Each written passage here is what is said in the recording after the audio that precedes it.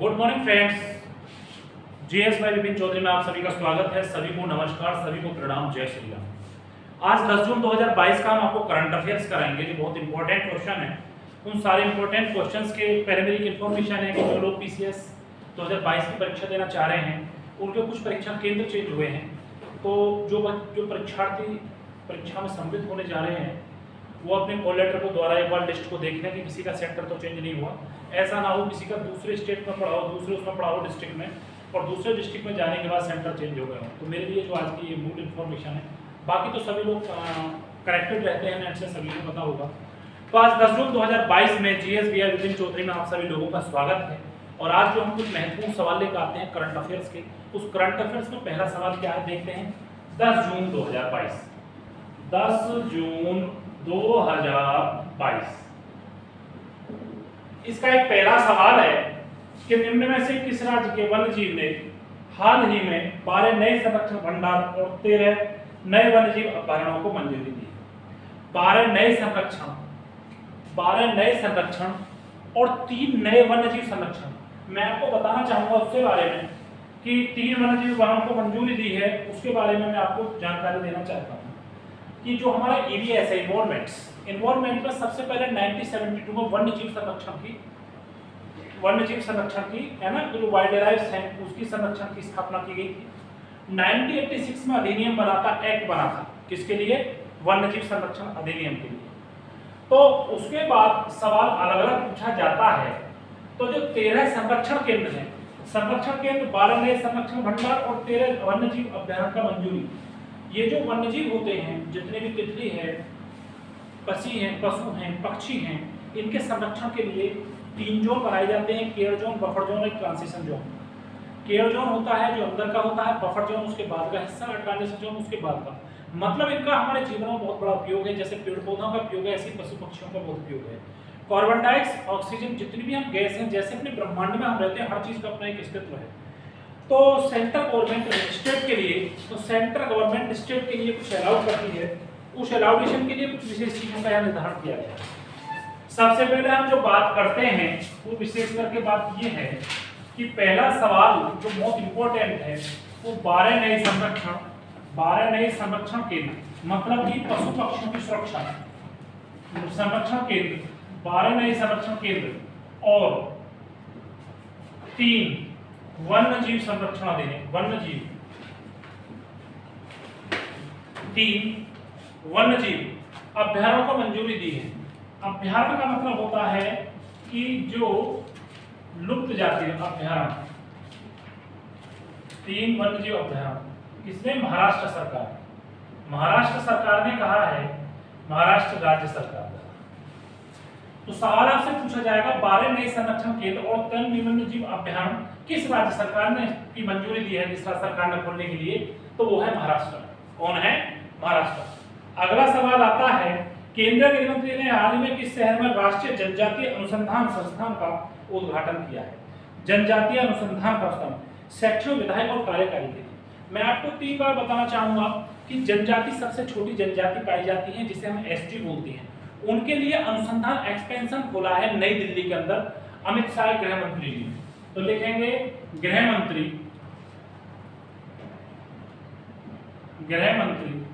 अमित शाह जी ने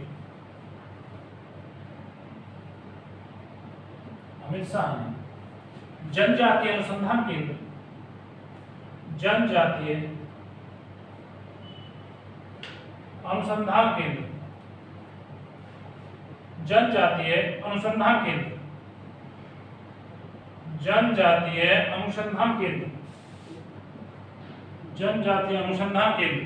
ठीक है ना, नई दिल्ली में खुला है। कहां खुला है बेटे?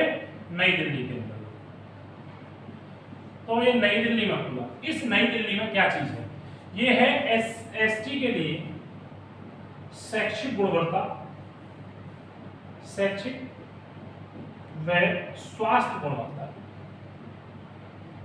कि इनको हम कैसे जो है जनजाति लोगों को कैसे शैक्षिक और वो बना, उसके लिए अनुसंधान खोला है, जिसे एक्सपेंशन गृह मंत्री अमित शाह जी ने, और वो जो स्टेट है वो नई दिल्ली के अंदर इसका प्रारंभ किया गया।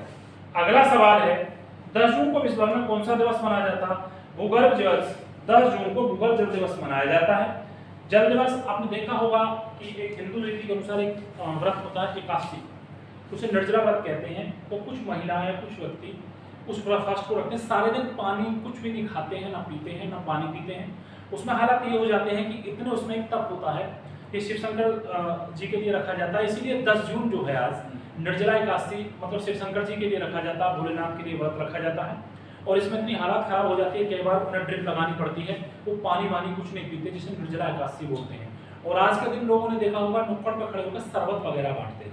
तो वैसे भी आज के टाइम में देखा जाए कि बहुत ज़्यादा भीषण गर्मी पड़ रही है। जून और जुलाई का महीना बड़ा पीक टाइम होता है, सूखा बहुत ज़्यादा पड़ती है, उत्तर भारत के अंदर अत्यधिक गर्मी पड़ती है, पानी की कमी हो जाती है, नलों में इत्यादि में वोल्टेज बहुत कम हो जाते हैं। और इसलिए आज के दिन को 10 जून को विश्व भूगर्भ जल दिवस मनाया जाता है। विश्व भूगर्भ जो हमारी धरती माँ हमें पानी देती है, विश्व भूगर्भ जल दिवस किसके लिए? 10 जून को मनाया जाता है, 10 जून को मनाया जाता है। अब ये 2022 पर्यावरण प्रदर्शन सूचकांक में 180 देशों में कौन से स्थान पर है? पर्यावरण प्रदर्शन सूचकांक में एवीएसी में ये थोड़ा दुर्भाग्य है हमारे भारत के लिए, भारत 180वें स्थान पर है, भारत 180वें स्थान पर। किसमें है? पर्यावरण सूचकांक, जिसे हम बोलते हैं पर्यावरण, इसे बोलते हैं पर्यावरण प्रदर्शन सूचकांक। पर्यावरण प्रदर्शन सूचकांक, पर्यावरण प्रदर्शन सूचकांक में ये 180वें स्थान पर है और विश्व भूगर्भ जल दिवस 10 जून को मनाया जाता है। इनके अलग अलग प्रक्रिया का अलग अलग होता है। तो अभी तक मैंने इनको 3 से 4 सवाल कराए। अगला जो सवाल है वो बहुत महत्वपूर्ण है। मारुति सुजुकी इंडिया ने हाल ही में किस राज्य के मानेसर में एशिया का सबसे बड़ा 20 मेगावाट का सोलर प्लांट लगाया है? हरियाणा में एक जगह पड़ती है मानेसर, मानेसर में मारुति सुजुकी ने 20 मेगावाट का सोलर प्लांट लगाया है, मतलब कि सूरज से जो बिजली बनती है। एक सवाल और है कि जो इलेक्ट्रिक वाहन है, इलेक्ट्रिक वाहन के लिए सबसे पहले कहां से भारतवर्ष में शुरुआत की? गुरुग्राम से। गुरुग्राम पहाड़ियों पर बसा हुआ गुरुग्राम, मतलब गुरु का ग्राम इसे कहा जाता है, जिसे आज हम गुड़गांव के नाम से जानते हैं। पहाड़ियों पर बसा हुआ है, हरियाणा के अंदर बसा हुआ है। भूपेंद्र सिंह हुड्डा ने अत्यधिक पैसा लगाकर बहुत ज्यादा बिल्डिंग बनाकर एक बहुत बड़ी इंडस्ट्रीज के रूप में वो भारतवर्ष में जाना जाता है। क्लियर? आगे देखेंगे। देखिए जैसे कि ये आगे की बात करते हैं।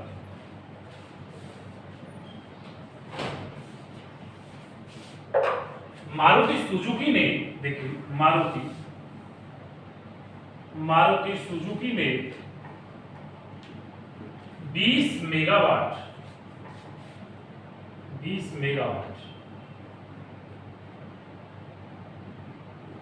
का सोलर प्लांट मानेसर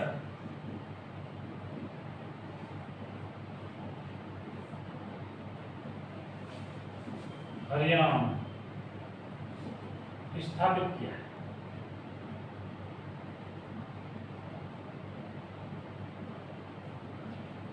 अगला सवाल,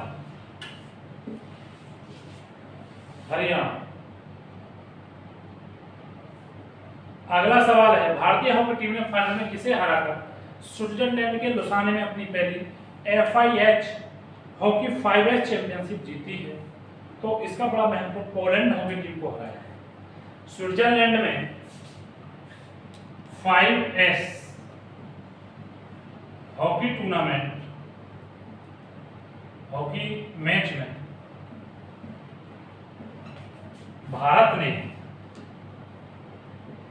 पोलैंड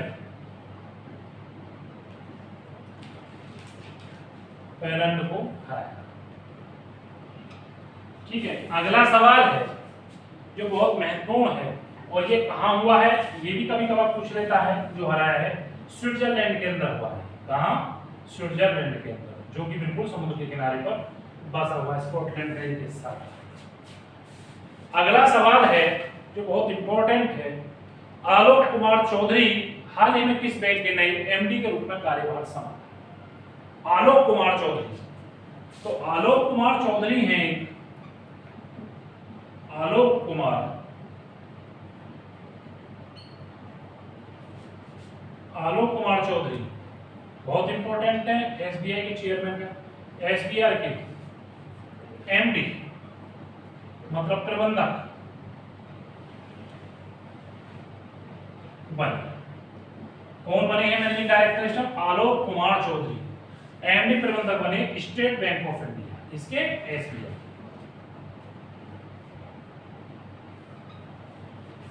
तो ये सवाल हमारा तो सुजुकी ने 20 मेगावाट का सोलर प्लांट मानेसर हरियाणा में स्थापित किया है। पहली बात याद रखेंगे, 5S hockey match tournament Switzerland में भारत ने पोलैंड को हराकर जीता है। अगला सवाल, आलोक कुमार चौधरी को एमडी बनाया गया है किसका? State bank of India. इसका स्टेट बैंक ऑफ इंडिया। सवाल और आता है अगला जो इंपॉर्टेंट है, इनमें से किस राज्य के मुख्यमंत्री प्रमोद सावंत ने बीच विजिल ऐप लॉन्च किया है? समुद्र तट के समुद्र प्रबंधन के लिए, पर्यटकों की सुरक्षा के लिए, ठीक है ना। उन्होंने गोवा के मुख्यमंत्री हैं जिनका नाम प्रमोद सावंत, जो द्वारा बने हैं। गोवा के सावंत ने बीच मतलब बीच होता है किनारा, बीच विजिल ऐप लॉन्च किया है जिसका उद्देश्य समुद्र तटों के समग्र प्रबंधन में पर्यटकों को करना है। देखिए एक है बीच विजिल ऐप, बीच मतलब किनारा। गोवा समुद्र के किनारे के बसा हुआ है, समुद्र के किनारे बसा हुआ है। तो उस गोवा की सबसे बड़ी बात यह है कि गोवा में वहां के जो लगातार द्वारा बने हैं, दूसरी बार जो वहां के मुख्यमंत्री बने हैं उनका नाम है प्रमोद सावंत। तो प्रमोद सावंत जी ने गोवा के मुख्यमंत्री, लिख लें इस बात को, क्या नाम है? प्रमोद सावंत। कभी कभार नाम भी पूछ लेता है ऑनलाइन में। प्रमोद सावंत ने क्या किया है? ये है बीच विजिल ऐप, बीच विजिल ऐप, बीच विजिल ऐप को बनाया है। कैसे बनाया है? समुद्री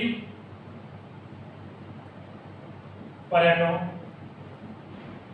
की सामग्री है, तो जो अपना सामान लेकर आते हैं उनके लिए। तो देखो उनका अधिकतर बनता है, जैसे तमिलनाडु है उसने बनाया था भी, अपने कुछ एक बनाया था। तो एक समुद्र के किनारे है, समुद्र के किनारे के जितने भी राज्य हैं, प्रांत हैं, वो समुद्र के उनका व्यापार आना जाना, आसपास आना जाना, क्योंकि बीच उसके किनारे है। तो वहाँ के मुख्यमंत्री का दायित्व बनता है, वहाँ का राजा है कि जो सुविधा उपलब्ध हो जाए उस सुविधा को यहाँ से ऐलान उसने किया है।